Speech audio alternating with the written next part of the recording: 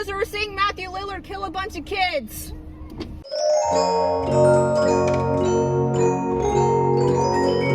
Say hi. Hello. I feel like we're in Spree right now. Hashtag the lesson. The lesson. But You see, in the David water, Arquette- you give them the water and you poison it. You see, David Arquette was in Scream with Matthew Lillard, who's in Five Nights at Freddy's. Yeah, it all comes together. And David Arquette was in Spree, which is why I'm bringing him up. Because according to my parents, just like everyone's parents, it's illegal to have the light on when you're driving, apparently. Oh. Even though that's not actually true. Yeah. It's really just something that parents said to get their kids to stop doing that, including mine. Yeah, Mom and Dad, I know you were lying to me.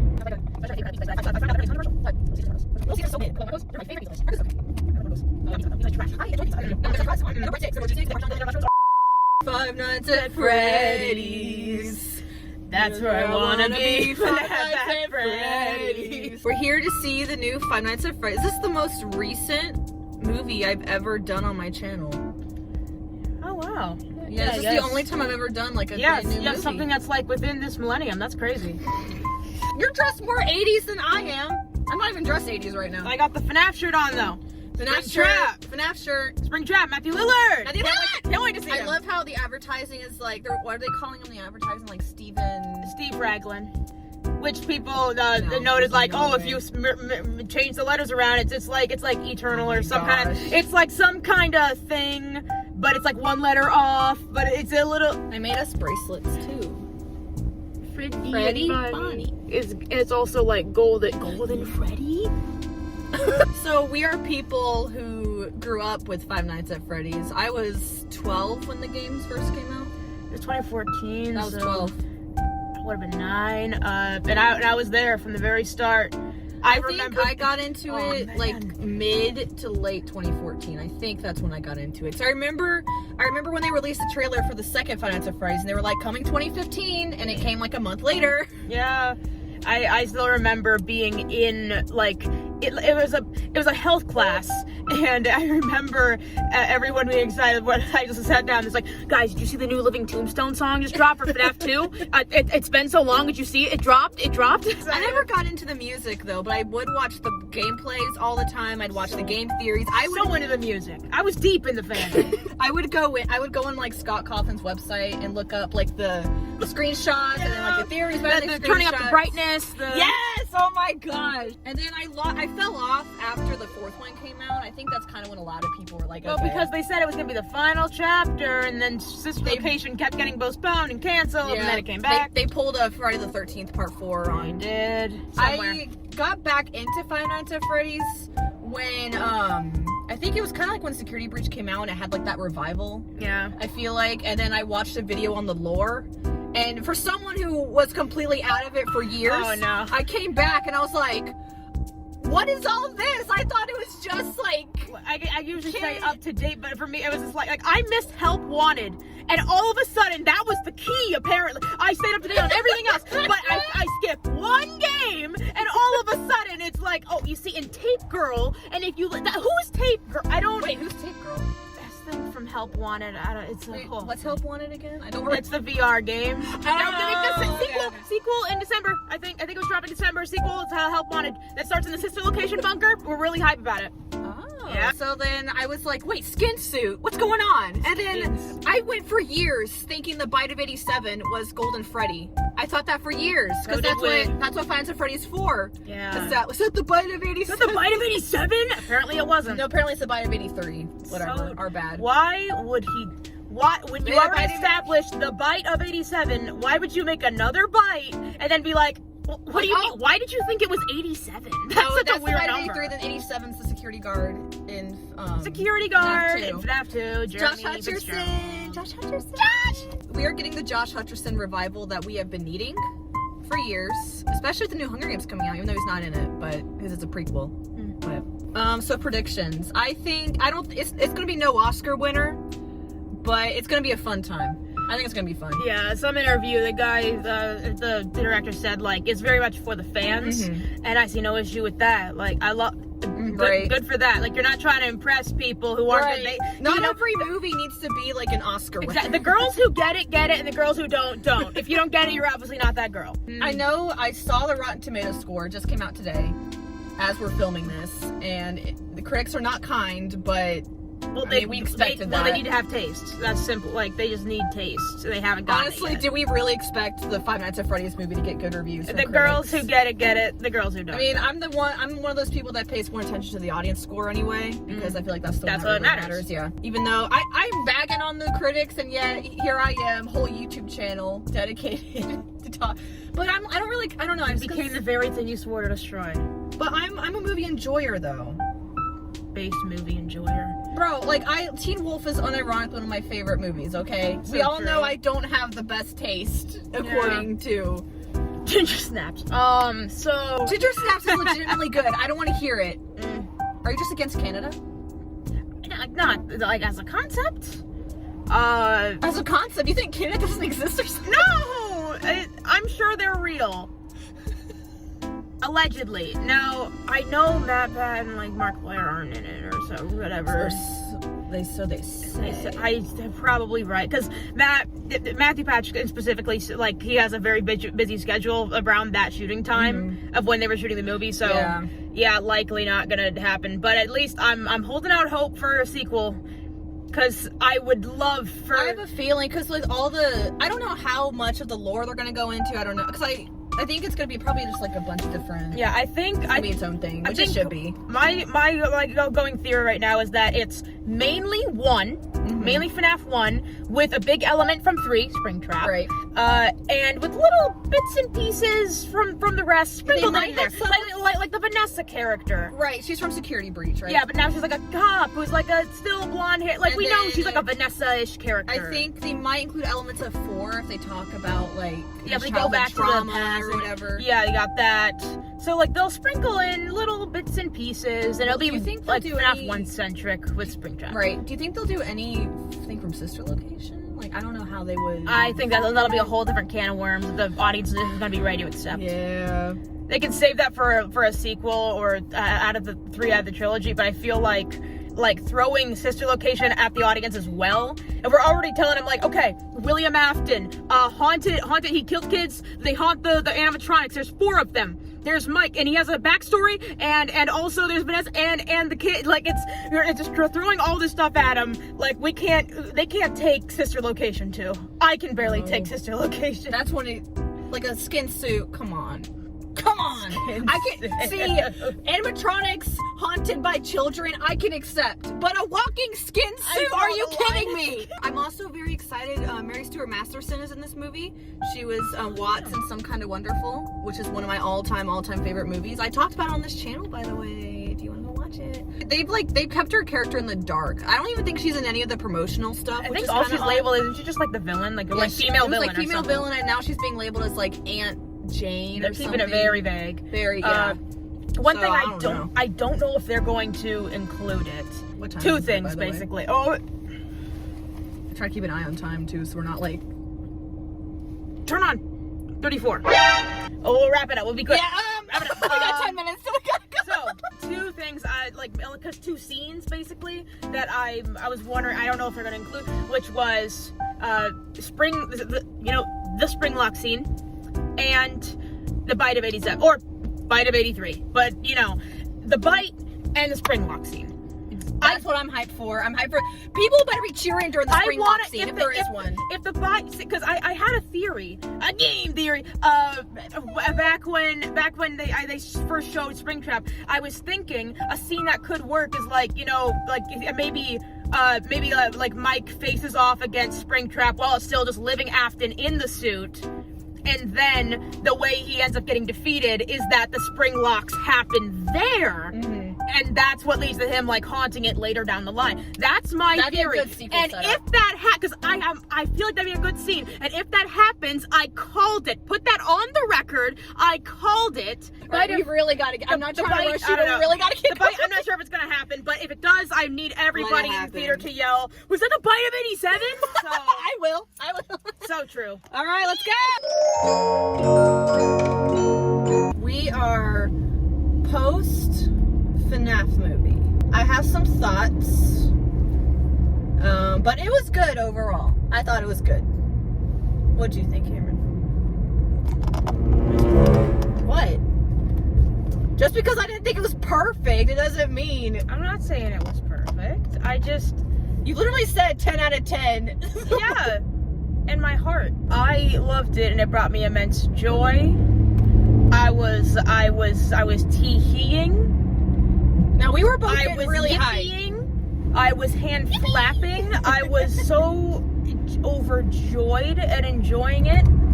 And it was so silly. So silly, no notes. That's so Very, silly. very silly. So silly, no notes. There was some stuff that was really campy that I was like, oh yeah, this is fun. But then there was some stuff I felt they went too far. You know exactly what I'm talking about. But I thought the first half was a lot stronger than the second half, in my opinion. I thought the ending was a bit underwhelming because I mean they are setting up for a sequel.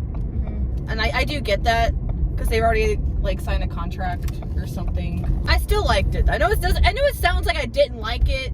Yeah, Little Miss 3 stars on Letterboxd. It's okay. Oh my gosh, 3 stars is not bad. You know what 3 stars sounds like to me? What? Mid. It wasn't mid. It was fine. It was good. It wasn't mid. Hater energy. Oh my gosh, I was having fun in the movie. I was having so much fun. There was just some experiencing things so I much was happiness. like not here for. Should we go through the positives and then the negatives?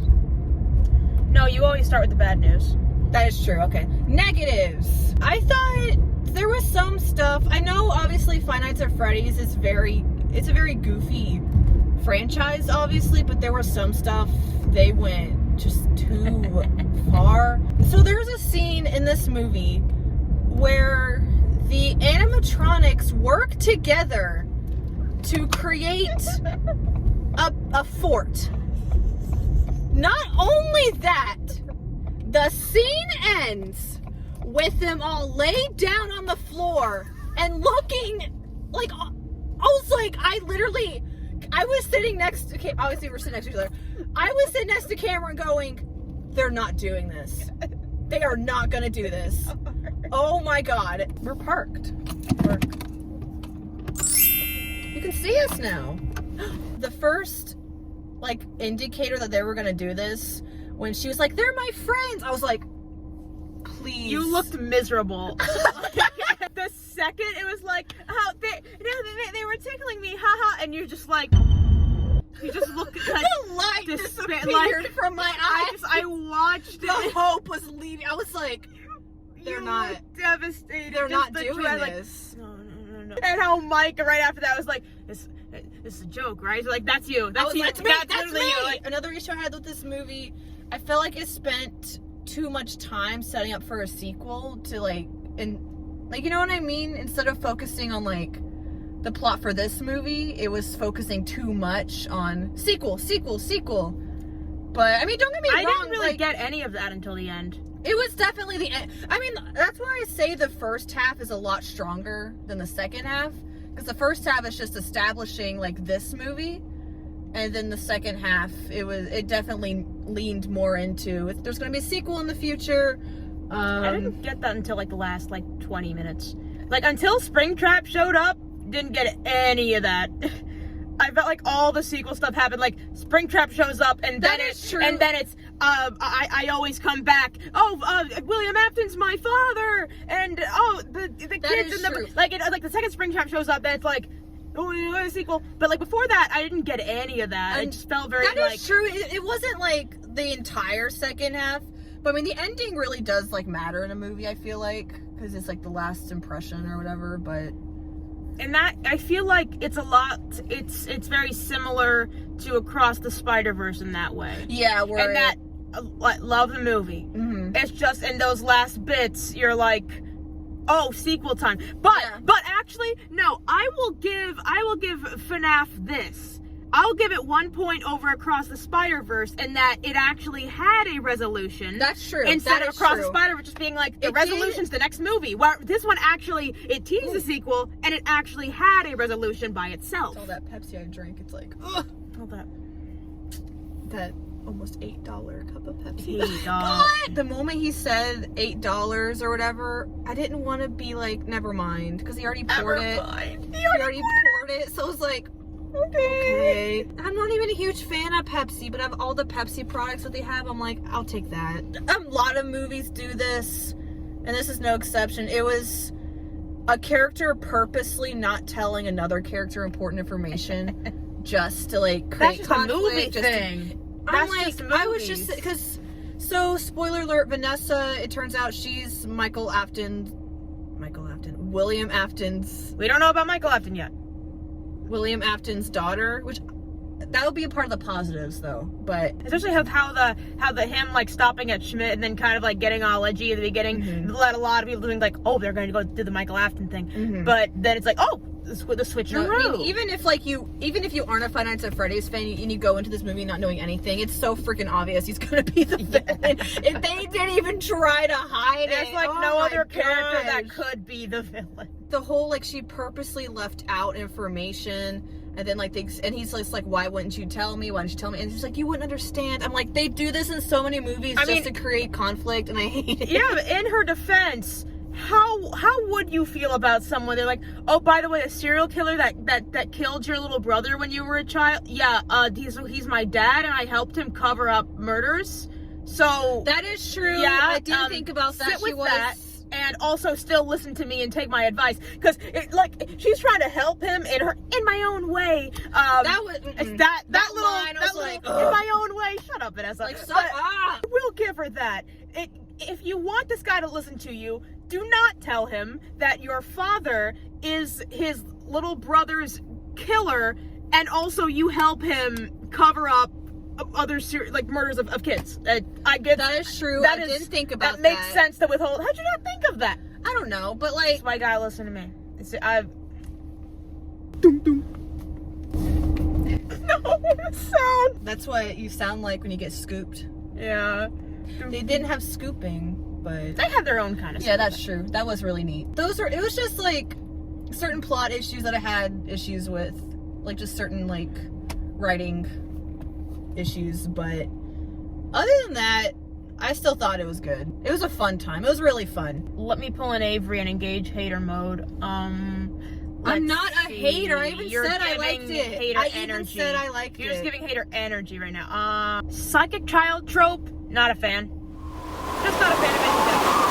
Wait, what do you mean by that? Psychic child trope? They said second child. No, psychic child I wasn't a fan of that. Especially with the drawings. I'm like, oh my god, that's in every like Stephen King story. Yeah, it's a Stephen King classic.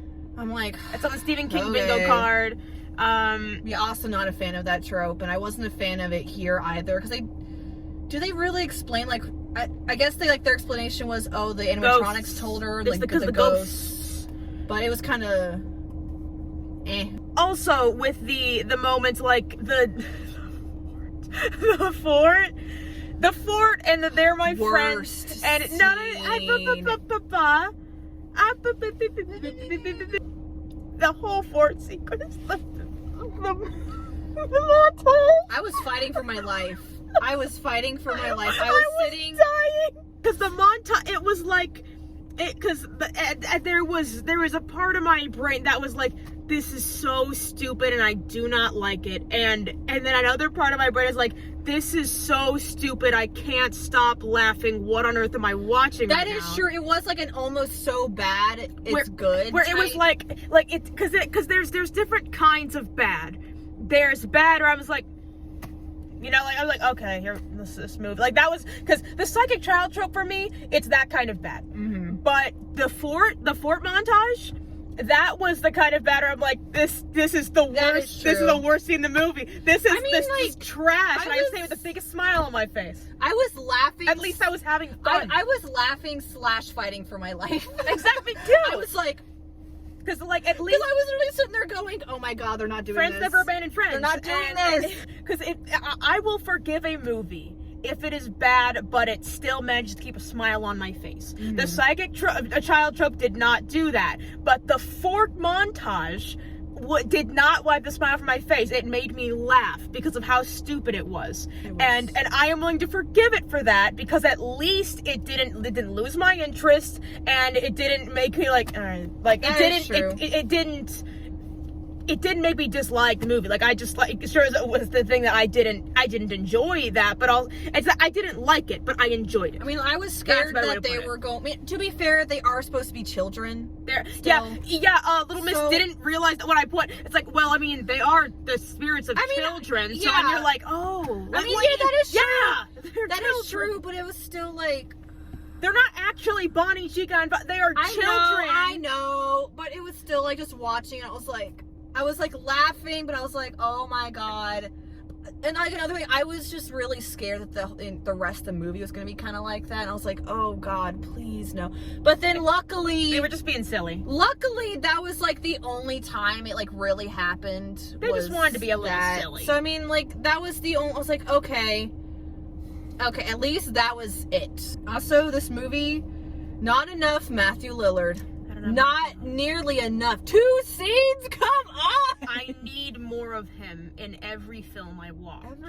Every movie needs more Matthew Lillard. Every movie can be improved by adding Matthew Lillard. Exactly. And speaking of segue from both that was so goofy and stupid, I love it, and with Matthew Lillard, that was so goofy, I loved it. It was so goofy. Because there's so many of lines, I was like, that's such a bad, stupid, goofy line. I love it. The lines were terrible, but they were so funny. But the thing is, I feel like they were definitely going for that. Oh, 100%. And the way he ran in that suit, he was. And then when he kicked Josh Hutcherson in the face, when his leg was all the way up in the air, and then he went boom, and it knocked him out. He was like, Mike, come on, get back up. And he was just out cold. And then, of course, since we're both Scream fans, when he did we were like, yeah, let's go. Kind of wish they didn't put that in the trailer, though, because I feel like the theater would have gone more nuts. Our theater was great, by the way. Yeah, there wasn't many people, but at least they were verbal. Okay, we need to talk about the Matt Pat scene. The theater went nuts, and including us. Well, at first, that might have been the loudest moment in the theater. Oh yeah, I think 100%. Because are we segueing to like the good stuff now? I guess is this a segue? Yeah, I don't have any other complaints, so yeah, I can't really think of any other complaints. It was just like, yes, just psychic child and a little goofy, but I don't hate it. So my only thing that I actually disliked was psychic child. And then my other nitpick, they didn't show the aunt getting killed. I want to see her. That was kind of lame. It was just like, I want to see her suffer. Yeah, she was. But Mary Stuart Masterson ate. You need to watch Some Kind of Wonderful. She's nothing like her character in this movie is Some Kind of Wonderful. But you need to watch. I think you would like Some Kind of Wonderful. Mm-hmm. So yes, Matt Pat is in this movie. You Pat. At first, from like the first shot of him, I heard everyone go, but I somehow missed it. And I literally went, wait, was that Matt Pat? And then when they showed it again, we were literally shaking. I was so excited. We were like literally shaking each other like little kids. And then when he said the theory, it's just a theory. We were like, yes! Like the whole theater was cheering. It was great. Because I know it may be outdated, it may be controversial, but I'm still a big game theory fan. You know I am tuning into GT Live every week. Okay, you know. And I saw him on GT Live around the movie, and he was reacting to the trailer and talking about it and picking it apart, analyzing it frame by frame like he does. Mm-hmm. And there was a moment people were like, clipping it, kind of making jokes about it, like, oh, this is such a funny thing, because you can see when he sees Corey, he's like, oh, Corey, yeah, that's awesome. Oh, and I saw that, like Razowski and Daco got in the Employee of the Month thing, so that's really cool for them. I'm really happy to see it, and like people were like, man, you could see the pain behind his eyes, and it was so convincing. He made me forget he was an actor, and he knows what he's doing, and he Andrew Garfielded me. I'm not the werewolf. I'm not the werewolf. werewolf, and he was the werewolf, and he was in there, and he slayed. He slayed his one scene. It's just a theory. It's like, I was like, shut up, honestly, you beautiful man. The theater's reaction to that one moment was worth the theater ticket. Because nobody knew. Like, we were he literally was that shaking. under wraps. But yes, that was perfect. Except my beloved. the one thing though, they put that in like a pivotal scene, and so it like completely obliterated the rest of the It was scene. like the beginning of a scene. That's true, but like everyone was still like laughing and stuff when they were like spilling out in like an important plot point. It just It obliterated. wasn't that hard to understand though after it. Oh no. I was just like, no, oh, it's okay, not like a bad thing. It was just kind of funny that like it just completely ruined the next like few minutes. Well, because like, oh, these characters are talking about plot. Yeah, I don't care. I just saw Map Hat. I'm just, Exactly. I don't care what you're saying. Yeah, there was like that subplot too, which I really like the family like dynamics in this movie though. It gave this movie more of a heart, I feel like. Yeah, the two members of the one family. Yep. Well, I meant like I just like the whole like him like fighting to like keep custody of his sister, nice. and then him also grappling or whatever with grappling with like his past and everything. I really liked the whole like the plot point or whatever with his dreams. I thought that was an interesting aspect. Very Twin Peaks. Matthew Lillard was in Twin Peaks. He was in The Return. Oh, he was? Yeah. Wow. I didn't finish The Return, but he was in it. Speaking of dream theory, the gosh. second the movie opened and I see the book, it says dream theory, I was like, okay. All right. I didn't understand. Right off the bat, I saw it. I'm like, Cameron started freaking out, and I was just sitting there like, what? I didn't understand what.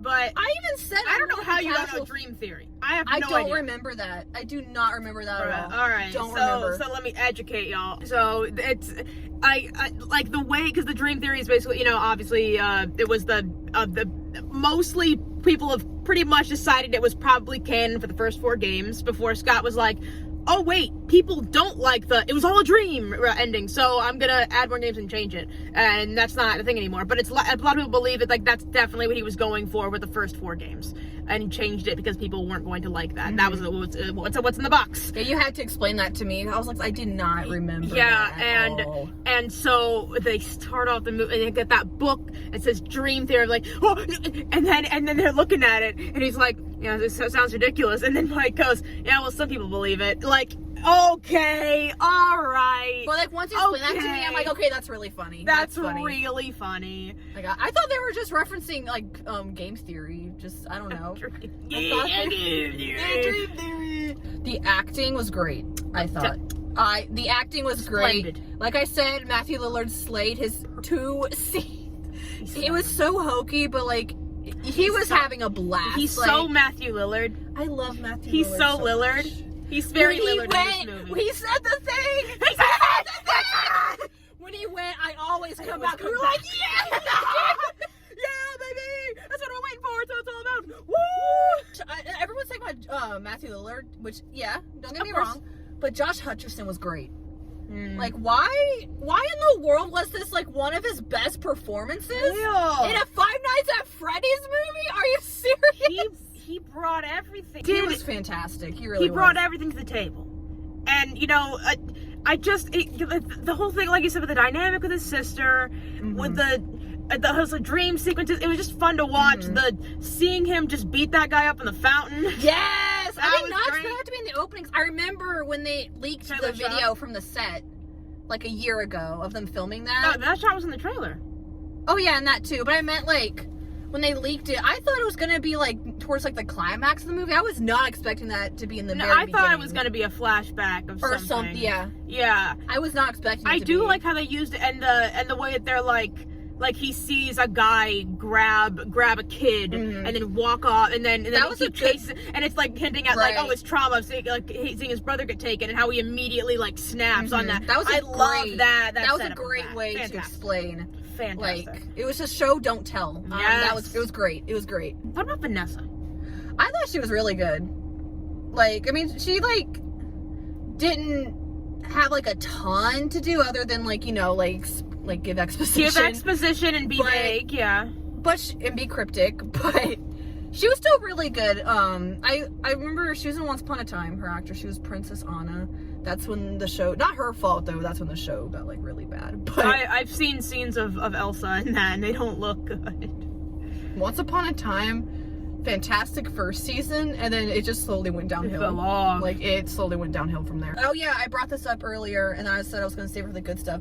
I think it's pretty cool that they're diverging from the lore of, like, the games, and they made her Michael Afton's daughter. Yeah. I was like, you know what? That's actually interesting. Because we all went into this thinking, okay, Josh Hutcher, or Mike is going to be... Yeah, okay, Mike is gonna be Michael Afton, and then he's gonna have the crying child, little brother, and then Abby is like, and people were still like, okay, so does that make Abby an Elizabeth Afton parallel, or a Charlie parallel? And so it was like, which is it gonna be? And then they ended up making kind of Vanessa the Elizabeth Afton parallel, while still maintaining that, like, Vanessa, if you know, from security guard from Security Breach, works under Afton, kind of. They took that and combined, because actually that was a pretty smart move, because they're taking two characters that do work under Afton, like Vanessa, like does his bidding as Vanny and all that, and Elizabeth, is like, oh, that's my dad, and so, like, helps him with his stuff and whatever she does, and is evil.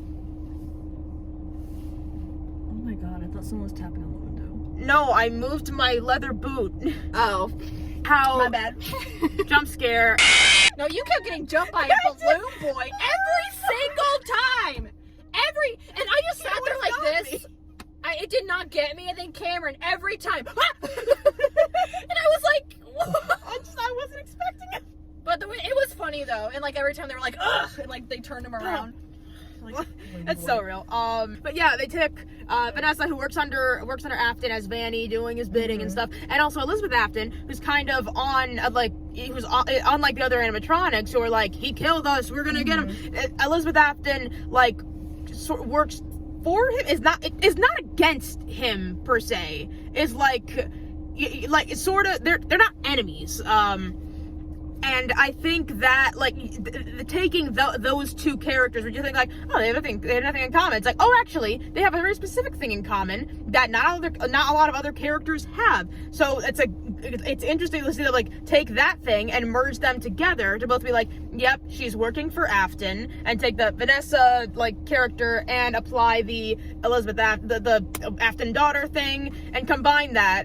What to, like, kind of seeing similarities between those two characters that, like, I never even considered, but then I was like, oh, actually that does make sense, because they do have, I wouldn't even think of that, but I think it's a good decision. The kills, I mean, okay, some of them were good, but because it's PG-13, they couldn't go all the way, which I'm not usually one to, like, be picky about kills in a horror movie. So honestly, I know it sounds weird, but that's not why I watch a horror movie. I know it sounds odd, but I like the whodunit, I like the mysteries. I do love that. And all that. But also, if a movie isn't a whodunit, what else do you have? Like, some of the kills were really cool. I liked when they split the babysitter in half. I was like, man, that's brutal. That was crazy. Was that the Bite of 87? Yeah. I did say it's the Bite of 2000. Oh, yeah, this movie takes place in the year 2000, we figured out. Opening kill? Very good. Opening scene? Oh, the opening scene was great. What fantastic opening. I know it's so weird, but even the Universal and Blumhouse logos, when they had, like, them, like, kind of short, we were like, oh, it's okay. And I think some of the next kills were the people coming in to break everything with the babysitter and all of them.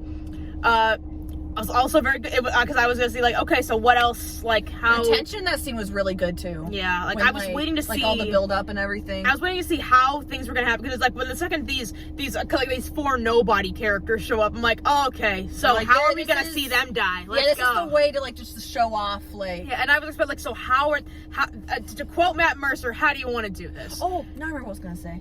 It was, so I really liked how whenever he got her in, like, his dreams, he got her, because I was even kind of, when they did the first, like, Foxy one where, like, he had the hook, I was like, I half joking to Kamron, I was like, oh, I wonder if it's gonna, like, show up in the real world.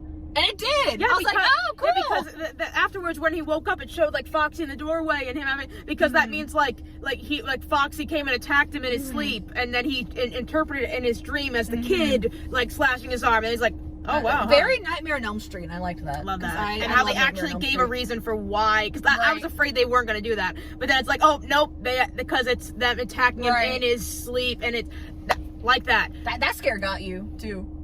Which one? The one where the kid's eyes like would turn black or whatever, and he like, ah! So silly. No, like, it was goofy. Shout out Midnight Motorist shirt on the one guy. Very costume department. Good job.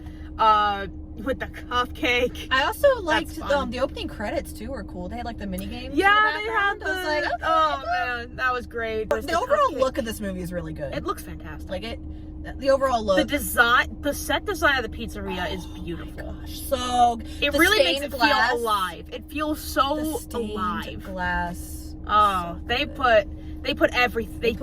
I think half the budget went towards the set design. Let's be real. One of the coolest scenes is when he woke up from his dream and he woke up and he was in the chair. Oh yeah. We were like, yo, let's go. Side note, Josh Hutcherson looks so good in this movie. He does. He looks so He's serving good. Like, I whispered to Kamron, I was like, I need him. One of him, please. Like, what? Thank you.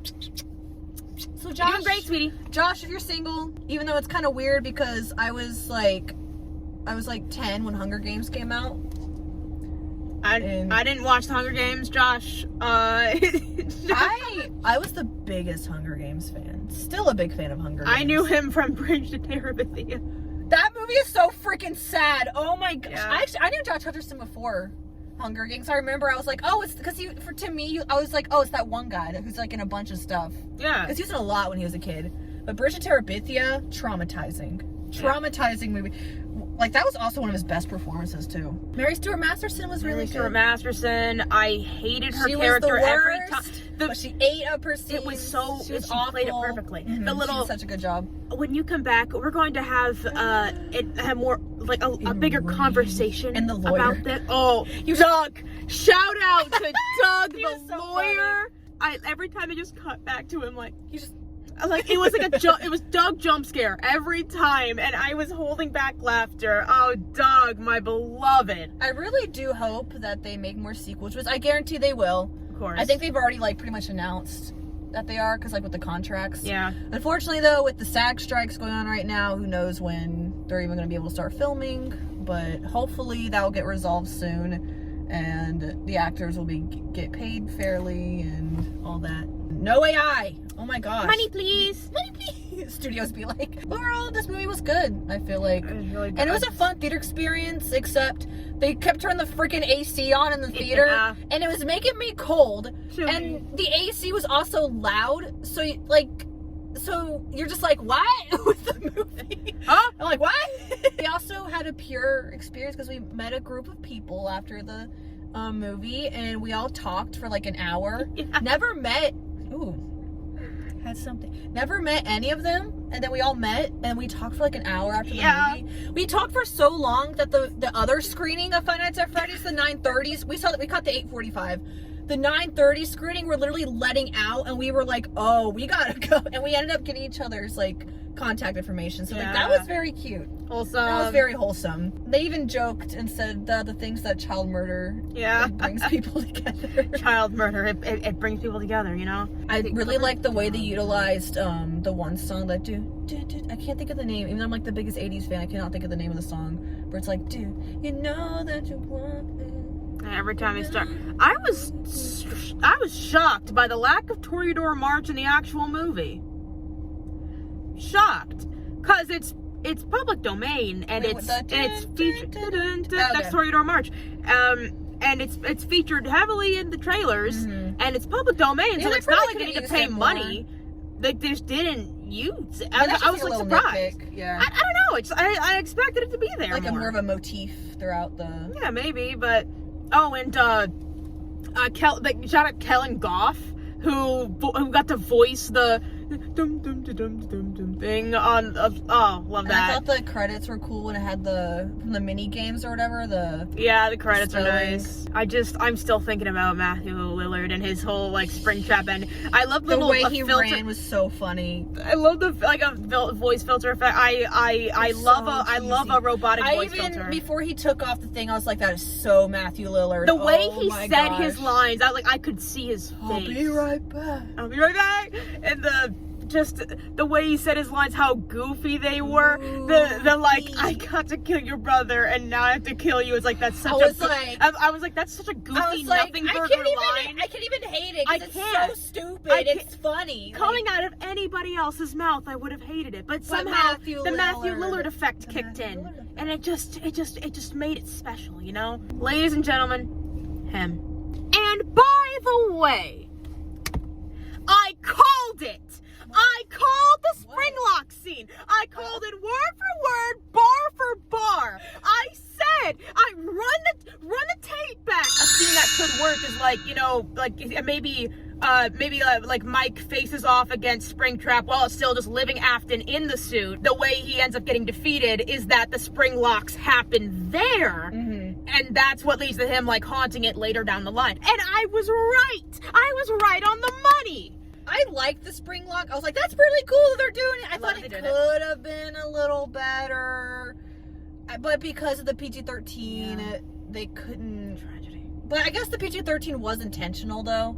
Yeah. Which, I mean, I guess it does make sense because the Five Nights at Freddy's games don't show anything, really. Yeah, it's all implied. Because the games themselves, if they were a movie, they wouldn't be, like, none of them would get an R rating. No. So it makes sense. Well, we have the fan-made VHS tapes. The VHS tapes. Those, look, I don't get scared of videos and horror movies easily, but those actually do scare me. Especially the one with Chica. Yeah. Oh, Shout out Barrington. I can't. But the Springlock scene. So as someone who's listened to a lot of audio recreations, like concepts of how it would sound, just picking them apart a little bit, I like that bit. I could have used more gasping, a little more gurgling with the blood in the throat, actually. Maybe, I loved that, the Foley sound they created for the crunching of the bones, very good. The ripping of the, very good sound design. And so I want to see how they do it here. Not as graphic as I expected, which with the rating makes sense. I do like how Matthew Lillard acted it. There's like the sort of the trembling, him just the sweat, the hair, that you just see him shaking. And then he's just like, you know what, screw it. And then he plays I always come back. the good idea of using the cupcake to bite across the thing. To bite a hole out of the costume. At first, I was really scared that they were just going to leave it at that and they weren't going to do it. At first, I was like, oh, no, please. And then they had to go all the way. Okay. Ripping the spot out so that it could show the audience and then that close up of it sinking further in and staining the shirt. Love that. And how you just see his whole body is bit by bit just kind of crumple, and you see and the fact they left because I always wondered because I could see it, you could do either way. Because I always picture the Springlock scene with the mask on, like it is in the game, where you just hear this guy. It's kind of I don't know the word for it, but it's not juxtaposition, but something maybe juxtaposition. It's these terrified who are that under this just no expression bunny costume, but you just see the body language and hear the screams, but the face. I feel that's its own little kind of horror. So I wasn't expecting them to have the mask off for it. Mm-hmm. And you could see him trying to sort of it's not as dramatic as a lot of fan interpretations of it are, with the screaming and all of that. The fan interpretations go violent. They go violent. I love to see it. Keep sound designers who keep doing what you're doing. I will. Michael, don't leave me here. As long as we get that scene Michael, in a sequel, as long as in let's say the last movie or whatever, as long as we get the Michael, don't leave me, Michael. But I thought it was interesting to have the mask off for the Springlock scene because the suit did look so goofy. It looks so goofy. Then again, I don't know how they could have, because mascots costumes look goofy. Yeah, they do look goofy. So they really couldn't have made it not look goofy. But he looked so goofy when he ran. I'm still not over that. This is a crossover I never knew I needed.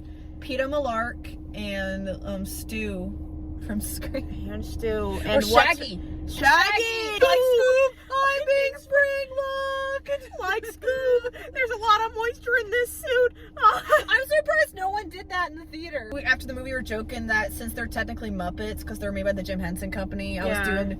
I meant like Kermit. Like, Kermit, I think these are haunted, Kermit. Anyway, overall, I think it's a solid 3 out of 5. Like, there were some issues, but it was still a fun time. What? I'm not a hater like you think I am. If I was a hater, I'd be like, 1 star. No, it was 3 stars. It's just... It was like, it was good. Oh, right! I remembered. Jump scare. That's what I was thinking. Okay, the face, the thing is leaving his mask off for the spring lock scene. Interesting thing because a lot of them make it very dramatic with the screaming and all of that.